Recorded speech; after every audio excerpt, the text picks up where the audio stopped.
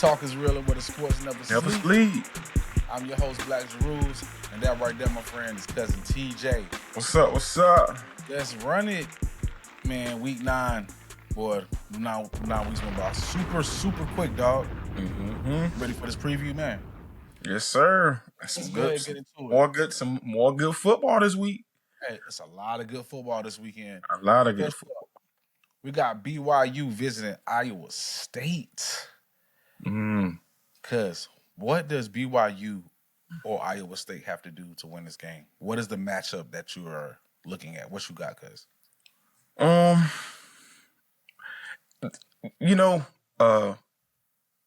always harp on, BYU, that strong defense, man. They got some strong defense. And I think it's their defense against Iowa State offense. Will Rocco Beck, will he come to play? Will Rocco Beck come to play? We've been going over this all week. We know what Mr. Bear can do, the freshman. We know what he can do. We know what he bringing to the table. He's 75.3, 25th in the nation in QBR, so he's taking good care of the ball. 9 TDs for the year, 3 picks. So he's taking good care of the ball. And it's crazy because Rocco Beck's stats are similar. He has 16-22 for the year, 9 TDs, 3 interceptions. So, this team makes little mistakes, bro.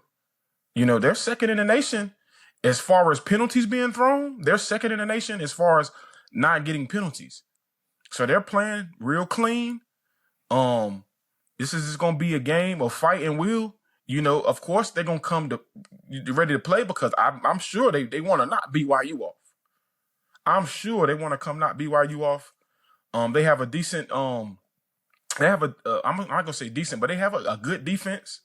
They're actually 48th in the nation in defense, and they're also 40% on third down conversions. So I think this is going to be an interesting game, bro. They're averaging 19 points a game.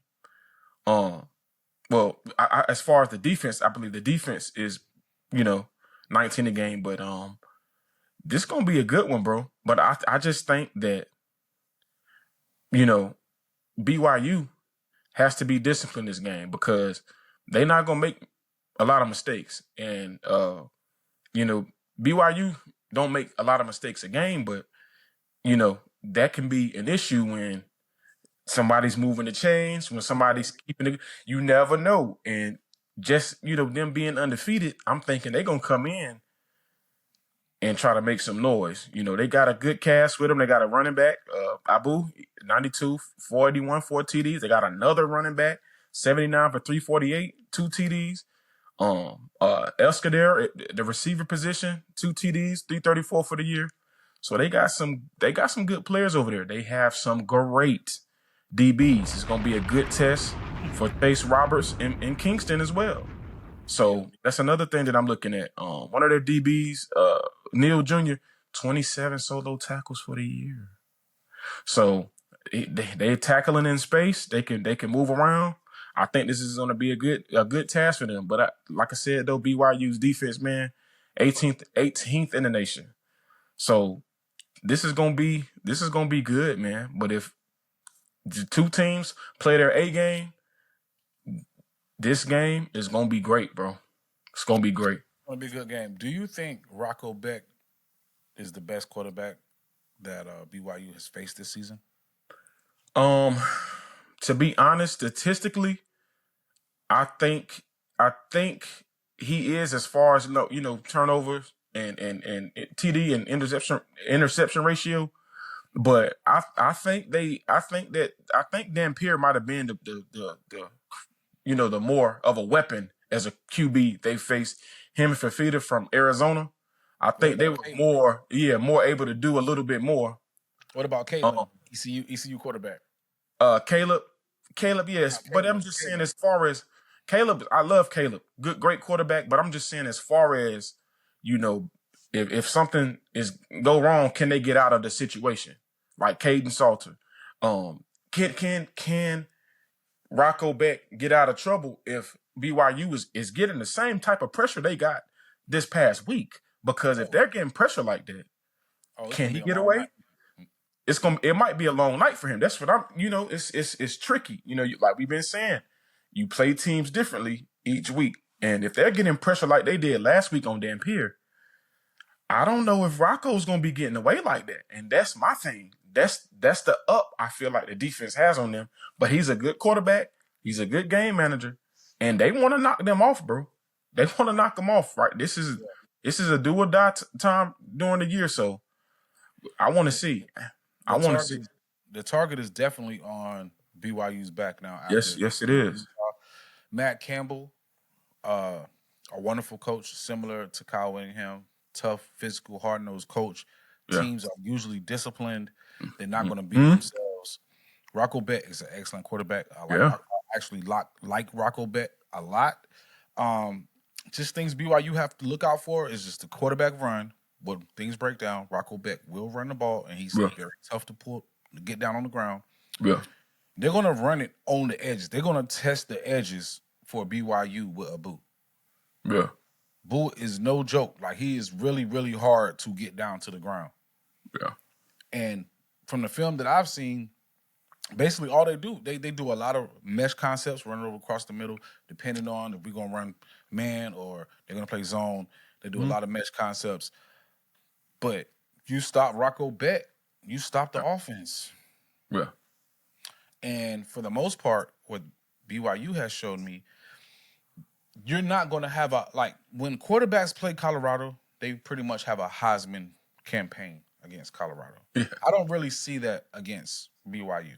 BYU, when a quarterback plays them, they play pretty good, but, it's a limit. They get there, and it's just they stop. Like, Noah Fafita is a good quarterback. He got to a certain point, and it stopped. They played Devin Dampier. He played a good game. He got to a certain point, and then they stopped him.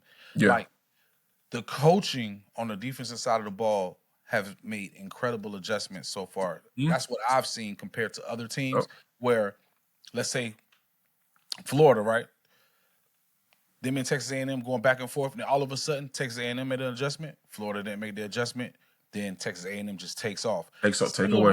BYU, the defensive staff, coaching staff, has done an incredible job of what they have.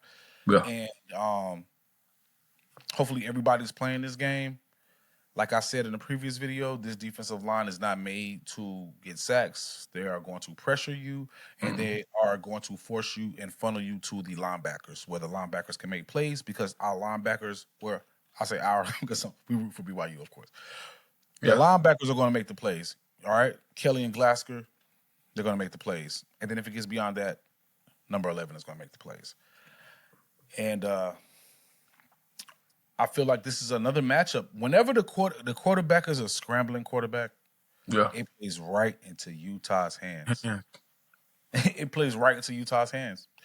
And, that's what I got. I mean, you got anything else on this? Yeah. What you think the number is for rushing this week? I'm thinking 35 again, because they're giving up 133 a game on the ground. So I'm thinking 35, 30, So last week you said Utah was like, 139 a game, right? Yeah. You talking about Utah? Utah averages they gave up 139. I think they was giving up around the same. Mm-hmm. Yeah, the difference between them and Utah is I feel like Utah's a little bit more physical. They have an NFL defensive lineman on for them. Also, Iowa State is also a little beat up as well. Yeah. And I seen if Colorado can run on Iowa State, BYU definitely can run on Iowa State. I was about to say LJ should have a stellar game. He should have a stellar game. If it's not LJ, it's going to be Bear.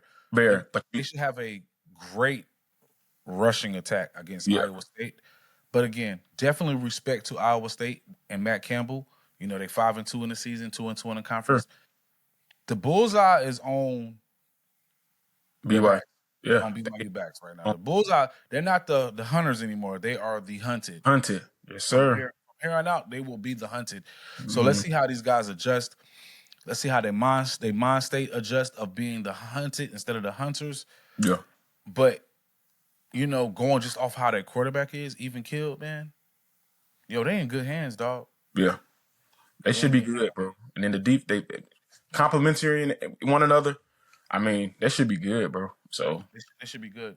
offense So help defense, defense help offense. yeah, It's I believe that's what Bear said also. Like they yeah. help each other. And man, That you can see that, man. yeah, That's another game that I definitely I will be watching that game. You know, yeah. That's gonna be a good one. that's going to be a good one. And come on at 3:30. I will be up, not be sleeping. All right, moving right along. We got Colorado visiting the Utah Utes. Whoa, this is going to be a tricky one for Dion, man, because them Utes are very upset, dog. He They mad. are very upset. They mad, big mad. What you got, cuz? Um, this is clearly gonna be a game of quarterback play. All right, go ahead, go. Easily quarterback play. Easily. Easily quarterback play. Which quarterback is gonna play? I'm not even sure if Dan Pierre. I believe he might be questionable for this week. The amount of hits he took last week. All them So hits, dog. yeah, I think he may be questionable for this week. That it's something that I was reading about that. I'm not sure. I got to do a little bit more research on that later, but we'll see later on in the week with that. But it's gonna be Caden Salter versus that defense they got to go against, because that defense ain't no joke, bro. They got some guys running around and swimming around there. Of course, like I said, Dan Pierre and the running back they had last week. That he had a good game, but they also have another running back as well. So I'm anxious to see this as well, bro. This is gonna be a good one. Colorado defense though, can they stop the run? They can. I don't think they're going. I'm not sure if they can stop the run. I haven't seen it yet this year. But they are getting better on defense. So and Tykeith, but not Bird, the safety there. He's big time.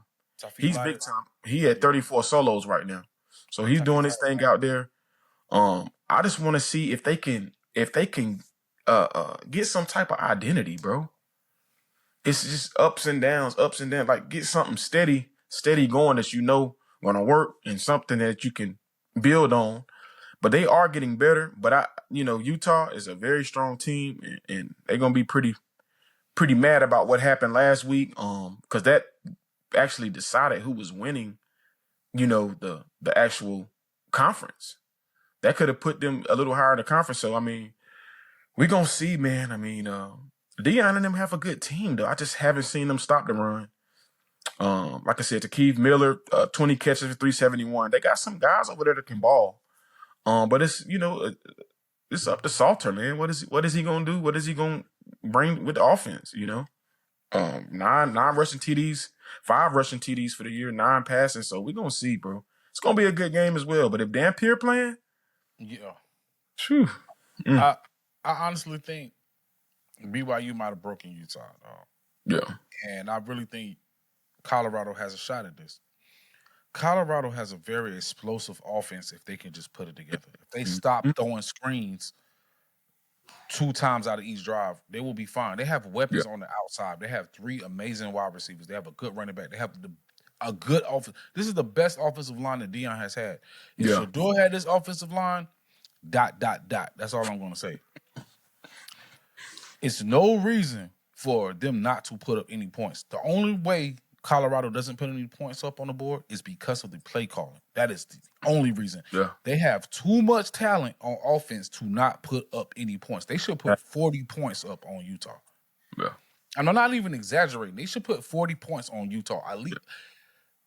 All right, I'll scale it down. I'll say 31 on Utah. That should not even be a problem. But they cannot stop a nosebleed when it comes to the running game. Yeah. And every time a quarterback plays Colorado, it seems like a Heisman moment.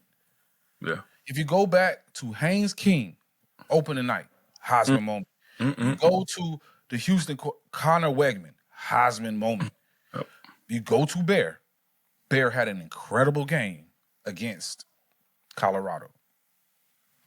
They have to stop it. Rocco Bear had a decent game against them. Yeah. They have the tools in place. They just trying to figure it out. They 3-4 right now, 1-3 in the conference. They trying to figure it out. They're not going to win the conference, but they can salvage their season and make it to a bowl game, and it starts at this game right here. Right here. Here you go. Starts here. And I believe they're gonna do it. All right. Moving right along. We got Texas A&M visiting LSU Tigers, 7:30 p.m. on October 25th. Is this a game where Brian Kelly need to go ahead and put his house up for sale? I believe this is the game, man. This can make or break it, I believe. This is the game for him, man. Like we've been saying this, bro. When you are used to winning, like I've been saying, winning is contagious, man.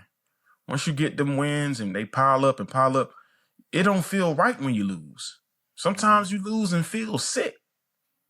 You know what I mean? You can lose a game and literally feel sick when you lose it. You know what I'm saying? Once you're used to winning it. And I don't think LSU is willing to feel sick this week. Yeah. Because, tough loss last week. I just feel like they might be able to bounce back. This is a great opponent. Great opponent. And we're going to actually see Texas A&M. If they're going to be around, this is going to be a game to prove it. This is going to be a game to prove if they're going to be around, So they're going against the number 26 defense in the nation. They got 8 interceptions, 17 sacks on the year. So they got some good guys on defense, man. Led by Garrett Nussmeier. What is he going to do? 16 and 38 for the years. He's 66% passing. 11 TDs, 5 interceptions. They got two running backs that can run the ball. And Durham and Berry. So my thing is, can you afford to lose anymore for that conference? No, you can't. I don't think you can lose anymore. Marcel Reed, 125. 125 or 202, 1770 for the year. Incredible game last week. I mean, Owens, 396 for the year, 3 TDs. Of course, Moss, 70 for 389 carries. And they got Craver and Concepcion at the receiver position. So they stacked over there, bro. They got a great defense over there. My thing is, though, if LSU can get some stops, they might have a chance. Texas A&M is only 39.1 in third down conversion, bro. So if they getting stops, and that is included with big plays, but as far as, some of the games, you can't get them off the field. You can't get them off the field. Make them make mistakes. And I think LSU could potentially bounce back off this, man, because you can't afford to lose anymore, man. You can't afford to lose anymore. Mr. AJ at the safety position over there got 33 solo. They got some defense over at LSU. They got to put it together. And this got to be the week to do it, bro. This has to be the week to do it. Because the way that conference is stacked up, you can't really afford to lose any more games to want to be in position to play later on in the year. Because it's just getting that tight. And it's getting that tight. Rankings and stuff like that. So, I mean, I think Kelly have them ready, bro. He'll have them ready this week. Like I said, I'll give get the predictions later on in the week. I got to do a little bit more research and I want to catch a couple more games, but this is gonna be a good one, bro. Texas got 25 sacks for the year, so they they got. So answer me this. Hey, I'm gonna ask you a question. Who has a better offense, LSU or Arkansas? I'm just going off and say LSU because Nussmeier. But my thing is, it's just too much inconsistency. It's too inconsistent. Arkansas put 42 up on Texas A&M. 42 now. Yeah. LSU put 42. LSU has not scored 42 points this year, I don't think. But Arkansas defense isn't LSU's. I'm just saying, like, they're not going to be able to score. Texas A&M can beat you in a variety of ways, bro. But they can. A variety of ways. They can. LSU's offense is not Arkansas. even though on paper LSU's offense is phenomenal. Yeah. They're gonna send a lot of players to the league I on know. paper. Just like Colorado, they got guys on paper. You're right. Those guys are good.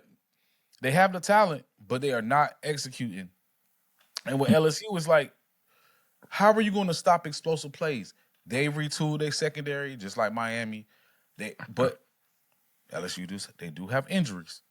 They do have injuries. Yeah. Weeks has been out, and that's their middle. That's their linebacker, Linebacker. All-American. He's a baller. But what are they going to do? It's like LSU is always striking back. They're always getting striked first. They're always getting the big plays put on them first, and then they got to just strike back, and then their offense is not solid. So then their offense starts stalling out, and then now they got to play catch up. Yeah. And then you know what Texas A&M gonna do? If they get up 7 or 10 or 14, Switch. they are going to unleash Cassius Howell, and that is the last guy you want rushing your quarterback. Yeah.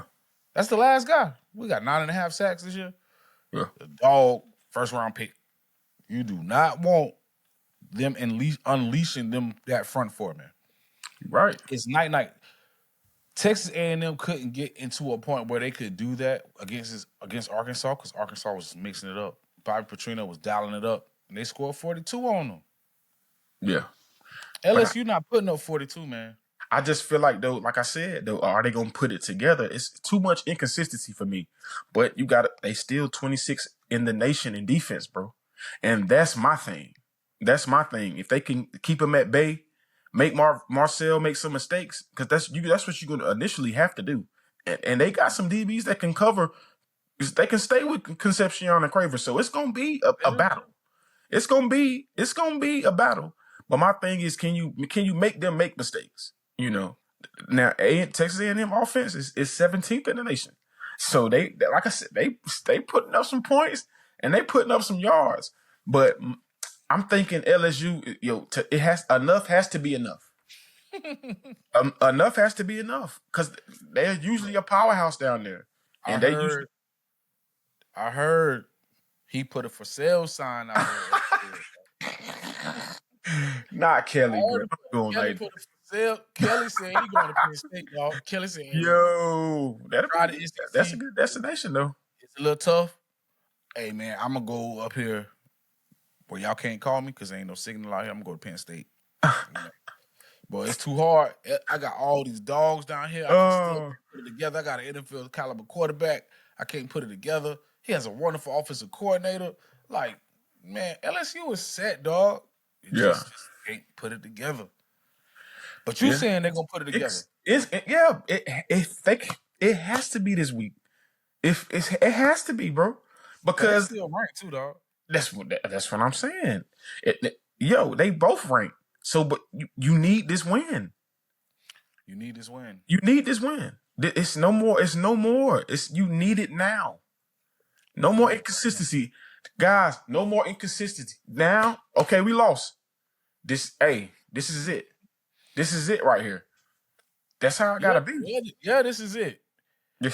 Saturday when he leave the crib, he gonna put that steak in the ground for sale. Oh man, don't do Kelly like that, bro. Okay, all right. It might not be before the game, halftime when they losing by 15. Hey, tell my agent, Texas agent, hey man, go ahead and put it up. Go ahead and put it up for sale, dog. Dang, we out of here, man. We out of here. We tried it. Oh man. Moving right along. We got Alabama Crimson Tide visiting South Carolina Gamecocks, man. Them Gamecocks is on the ropes, dog. Gamecocks is on the ropes, dog. Beamer. You can go first on this because this is. I'll take it. I mean, Beamer is just like Brian Kelly. After this game, he gonna call his agent. Hey, look, dog. Go ahead and VTech. Go ahead and put my house up for sale, dog. Put my house up for sale. Yeah, do it under asking. Under asking. Yeah, it don't matter. First come, first serve. It don't matter. Bro, he will be signing them papers on Tuesday for Virginia Tech, dog. For the thrashing that they are about to receive, dog. But Right. we're not picking games. This is just a preview. All right. So let me reel it back a little bit. First of all, I feel like he's gonna cash all his chips in on this game right here. And if it don't work out, he's out of here. The team already looked like they didn't checked out. Yeah. Oklahoma was running up and down the field on them. They was running. It looked like Oregon out there running. Look bad, bro. It looked really bad. Lenore Sellers, preseason All-American, is not going to be All-American this season. He's not. It looks like a regression. Or it looks like stagnant. The bright spots they got Rasul Fajan, they still got Lenore Sellers, man. The offense is anemic. Come on, man. They got too much talent on the team, man. They linebackers is nice. Too much talent on the team. Again, a situation where either they couldn't put it together or the team knows that this man, Beamer, is going to Virginia Tech. They know it. The first couple of games, they was not playing like this. As soon as they fired Virginia Tech's coach, all of a sudden, I want somebody to do the math and when that lined up. When Virginia Tech's coach got fired and when South Carolina started losing. I'm telling you, the writing is on the wall. The team looked like they gave up. They might get grandma's belt on Saturday. They might. At home, in front of their fans. Yeah. You got it. Where's yours, cuz? Like you said, Sellers he's not living up to, the preseason stuff. The team, like you said, I think the team is just like potentially worn out. They do got some injuries there, but there's 130 plus teams, in NCAA football. They are 122nd in the nation in yards per game, and they are 115th in the nation in points per game. They're 33% on third down conversions. I don't know what's going on over there, bro. That you can potentially dang near say they are almost the worst team in the nation.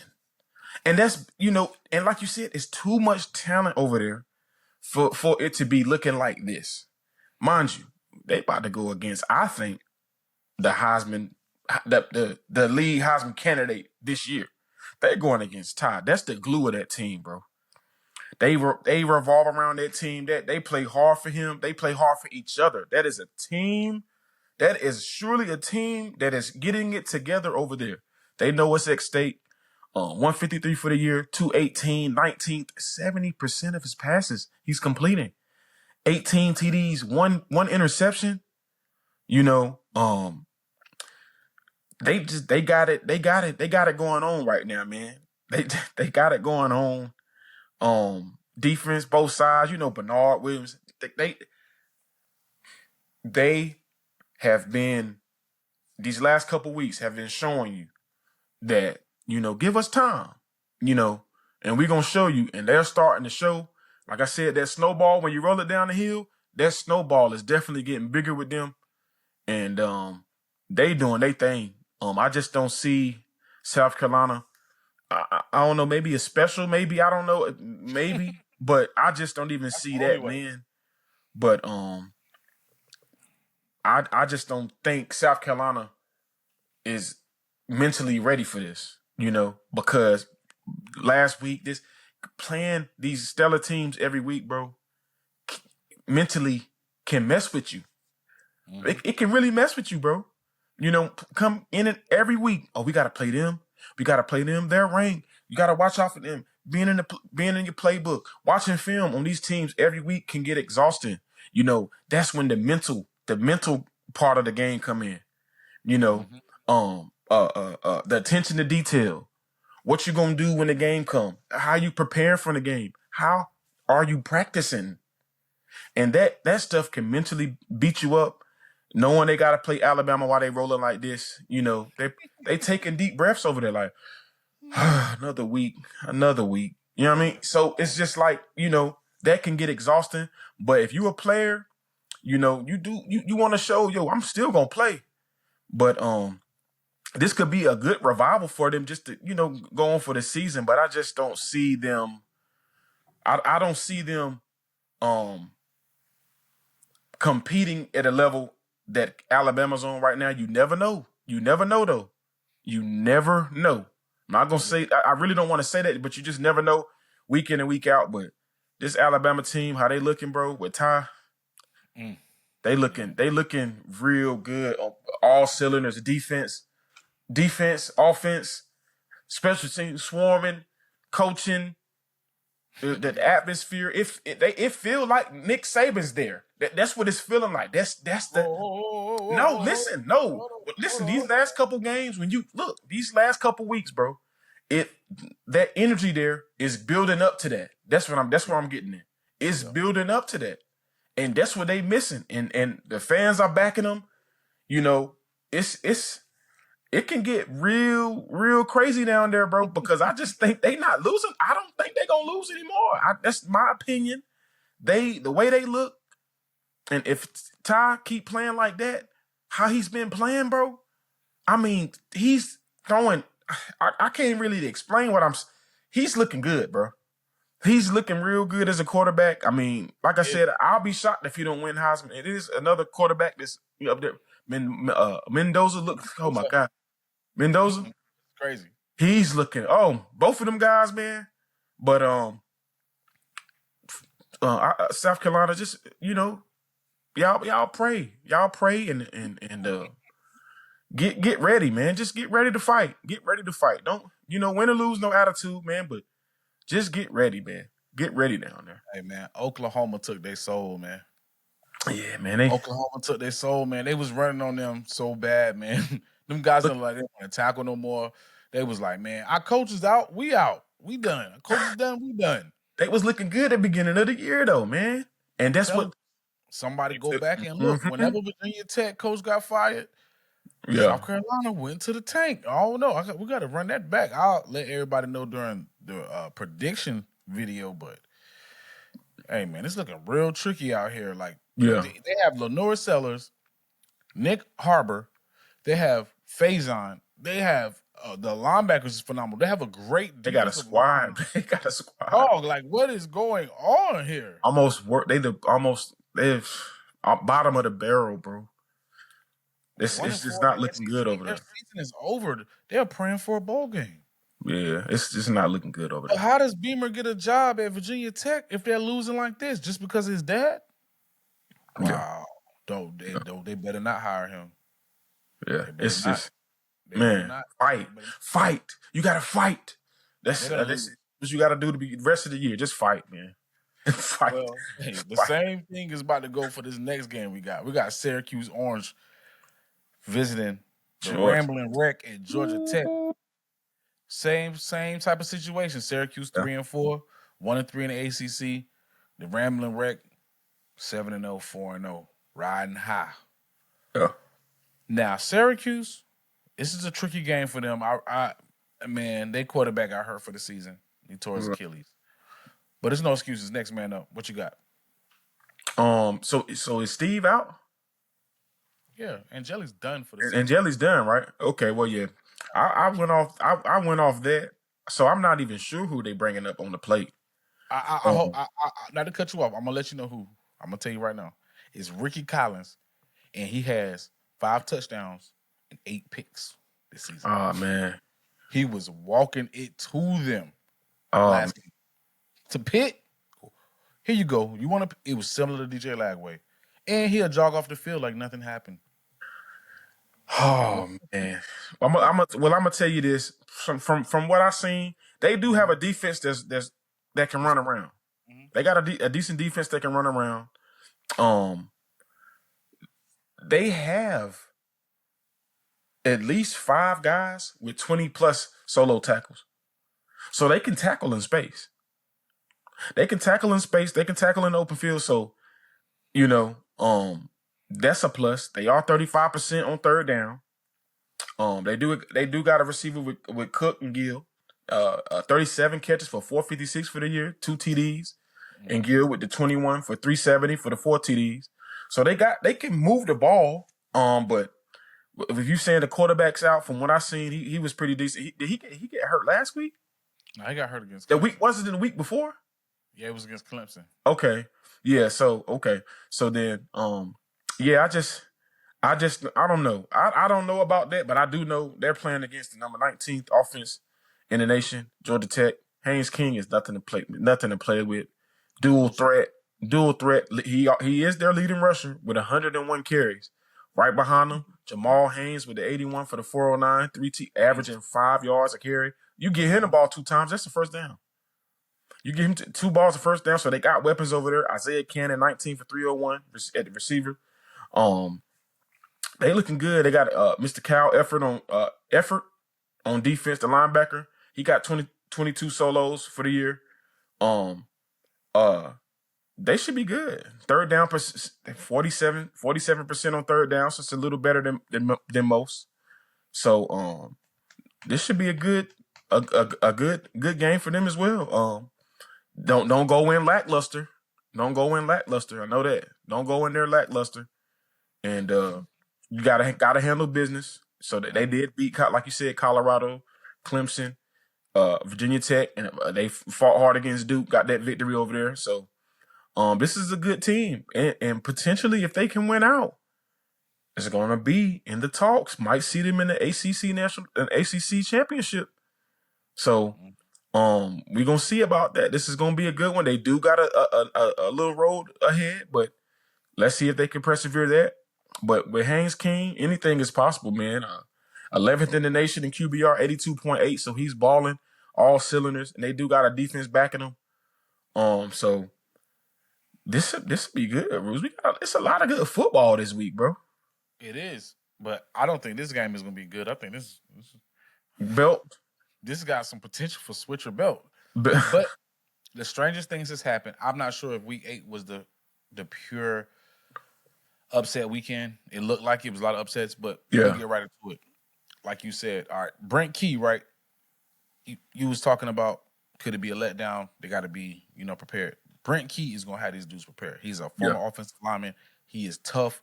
He is gonna be one. He is one of the hottest coaches on the market right now. Brent Key, Georgia Tech's head coach, but he is coaching at his alma mater, so I doubt he'd leave. Haynes King, it's gonna be Haynes King to the left, Haynes King to the right. Yeah. Play action fake. Down the seam. The whole game. And if not, it's going to be Hosley and Haynes and Associates. They sound like a law firm. Hosley and Haynes and Associates. Yeah. The ball to either one of them, they both average over 5 yards a carry. Mm-hmm. Haynes is a dog. I mean, Jamal Haynes is a dog, and Hosley is a dog. They one is smaller, one is big. They got thunder and lightning going on. Yeah. But how I've been seeing Georgia Tech win games has basically been off of special teams, man. Special teams and big plays on defense. They somehow seem to either cause a turnover, they get an interception, they're running a punt back, they're running a kickoff return back. So then Haynes King, he's a great game manager. Great game manager.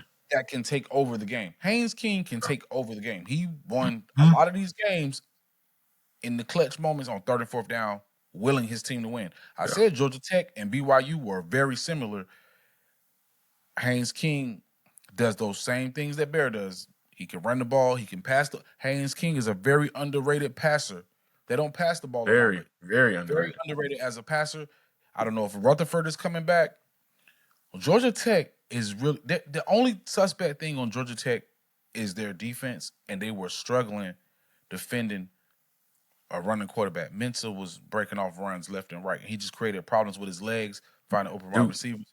But against Syracuse with Ricky Collins, he gonna give you 2 interceptions. I'm not sure if he's still starting. Man, he was throwing the ball directly to the opposite team, the opposing team, throwing the ball directly to them.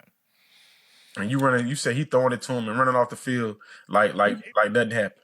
Man, he was running off the field like Forrest Gump, dog. Like Jenny, he just running off the field. He running off like he did his job. Yeah, man. I know Fran Brown was cursing him out. Oh, man. Man, he didn't even want to look at Fran Brown's direction. He didn't want to look nowhere near where Fran Brown was at. Because their whole season is destroyed because Angeli got hurt, man. They was a formidable team with Angeli. They struggled with Tennessee at the beginning of the season, Syracuse.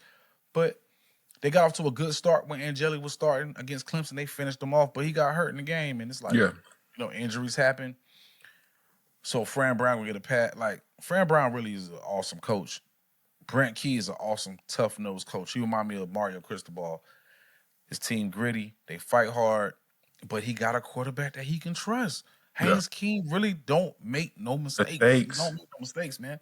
And he gonna move the chains. If it's 3rd and 3, 4th and 2, Haynes King to the left or Haynes King to the right. Yeah, he's just gonna use his legs. He gonna get up out of there. He ain't even gonna hesitate. He's out of there. And what's crazy is, man, I think Haynes King will be great at the next level, man, because he can pass, and people don't know he can pass because they use him to win.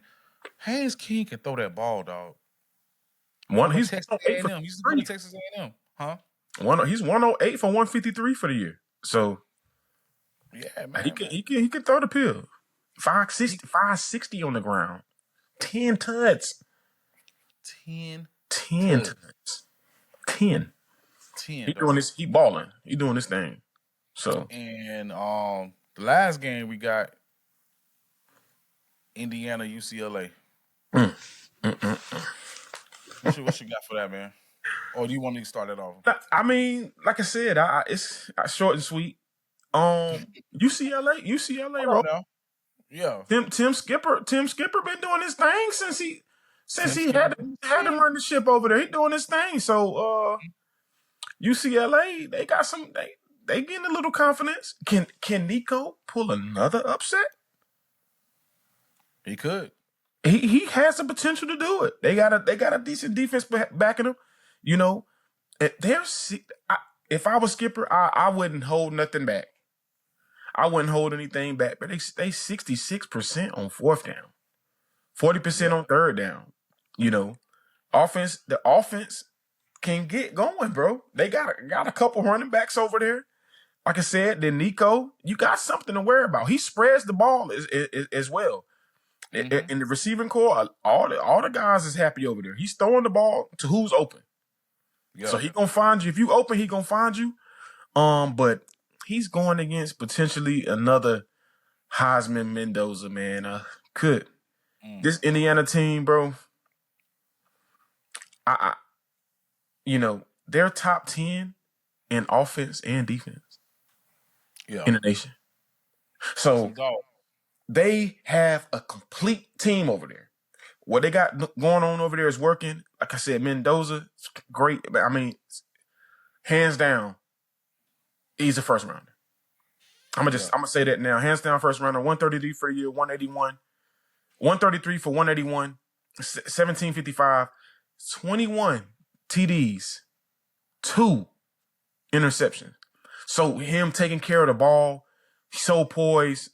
They got some great weapons over there. You got Black at the running back position, 72 for 40. Man, the 3 TDs.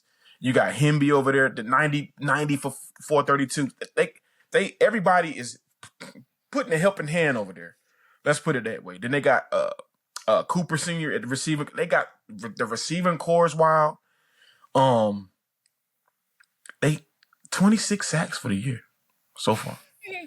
The defense, I just, I see them later on in the year. If Mendoza is doing what he's doing and that defense keep rolling how they rolling, bro, I don't know who gonna be able to beat them when they get later if they're rolling like this. The same way I feel about Alabama. I want to see who gonna make it to the end, who is gonna keep up the stellar performances, who's gonna keep it up. Because you, like you said, you can have a high note and then it's just an inconsistency for me. Mendoza hasn't showed me that he's not inconsistent. He's been inconsistent. He's been consistent all year. And that's what you want from a QB. That's what you want for somebody that's supposed to go to the next level. It's consistency. And you get it from him. And you're getting the results as well. For offense and defense. Top 10 in both in offense and defense in the nation. So, that's incredible. This Indiana team can go deep. Like I said, pause too. Good grief. They can go far. They can go far at the end of the year. We just want to see if they gonna keep it up. Don't go out lackluster, and because this team, they got some people that's gonna want to fight you. They ain't gonna just lay down. And plus Skipper, he might be fighting for a contract. So y'all look, don't go out there and think it's sweet. Y'all got to beat them. Don't go out there, don't do it. Don't do it. Don't go out there, play your game, do what you do, but just don't go out there and be lackadaisical because they got some players over there. So should be a good game. Should be a good game. I'm just gonna start off saying this is with Indiana. I'm gonna start calling them the Indiana Juggernauts because they are a very, very physical team. They were popping and thumping pads, man. Yeah. Every time I see them, even from the offense, they will pop you. Surratt will run over you and catch TDs. He has 9 on the season. Receiver. All right. So, I already said they're a physical team. We already know what Mendoza does and how Indiana is, or how they operate. Now to UCLA. UCLA has everything to win and they have nothing to lose. Nothing. Absolutely nothing to lose. And the one weakness I saw in Indiana is they cannot stop a running quarterback. They're going to have trouble with Nico. Now, Nico was going to have the game of his life. I'm talking about 5 touchdowns, 300 yards passing, maybe 70 to 100 yards rushing. All right, let's say 250 yards passing, 3 touchdowns. 100 yards rushing and 2 touchdowns, similar to the game that he had weeks ago, like when he played Penn State, right? Penn State is a physical team. I don't care what happened. Their coach got fired. I don't care how they look right now. Yeah. Penn State is a physical team, yo. Now, they completely demolished. I'm not going to say demolished. They was winning. They was up. So they can go toe-to-toe. Yeah. All right. Nico is going to have that 5-star, top 10 NFL talent that they said he was going to be. That's the type of game he got to have. Yeah, that's what I'm talking about. Do I think he can have that game? Absolutely. Yes. Absolutely. Yes. Now, all that money that's going to be on Indiana, boy, they could be making the call. But we ain't going to talk about that till Thursday. Delivery. Somebody could be making the call. But if Nico goes crazy, 5 touchdowns, 3 passing, or 3 rushing, 2 passing, if he has 5 touchdowns total, I know that sounds like a lot, but he has already done it against Penn State. Of course, people are going to say Penn State doesn't have a better defense than Indiana because of the situation they're in. No, Penn State's defense is very formidable. They took Oregon to overtime. Yeah. So they're not no slouch. They're not slouches. They're not no slouches. Man, this game could get tricky. I don't care what they say. I don't care what the spread says. UCLA has a difference maker at quarterback. Yes, he can get the ball to you. It just depends. Newhouse has been calling a fantastic game. He's been calling tremendous games. Yo, this game could get tricky, but this is just a preview. It's going to be physicality versus unpredictable. Like the UCLA is unpredictable. You don't know what UCLA team is going to show up. Tim Skipper got them boys rolling, dog. Yeah, that's what I said. They fighting for something over there. Don't get it twisted. That's why he gonna have them boys ready. He want a contract. I'm just being honest. I'm being honest. I think that's a lock. I think Tim Skipper and Newhouse got that on smash. Dog. Yeah, I think they might. He might be in potential to stay there. So we gonna see what he do. Cause this game right here is gonna be a good one to me. This game is gonna be good. But like I said, this is 2 potential elite quarterbacks going to the next level. So Nico too, man. I'm so happy for Nico, man, because he was getting ripped, man. They was blasting him. It was blasting him, bro. So just to see him bounce back, man. That alone, he could have melted in. Y'all was trash the first 3 games. Your coach got fired. You done made that move. Tennessee was winning. Now look, Tennessee lost and y'all won. Y'all got the momentum. Nico, man, we proud of you, dog. I don't know you. We don't know. You know, we're not fans of UCLA. I'm just saying, like, I'm proud to see somebody bounce back. Like, I was proud to see Arch Manning bounce back, and then he had a horrible game. Yeah, you know? that's jeez, man. first pick. I just want to see guys do good, man. So we can brag about you, dog. Yeah. That's it. Denver Dampier probably gonna bounce back. Yeah. He played an incredible game last week. I know he's sore though. He gotta be sore. He is sore, dog. Good. He gotta be sore. He was every play he was getting hit. So it's gonna be a good one. Rules Indiana, UCLA. That's gonna be that game right there. You ain't gonna know. I'm watching that one for sure. Just I gotta watch that. He gonna get them jacked. They hot, yo. And we'll be back Thursday to give our predictions and spreads, man. Last week we did pretty good. We was 4-1 and I think 3-2. Yeah. Something like that. 4-1, 3-2. 4-1, 3-2, yeah. So we're doing pretty good. So please bet responsibly. But that's cousin TJ. I'm Black Jeruz, and I appreciate y'all for tuning in to the Run Report, where the takes is sharp and the talk is real. And where the sports never. Please like and subscribe. Comment. Thank you. Thank you. Peace.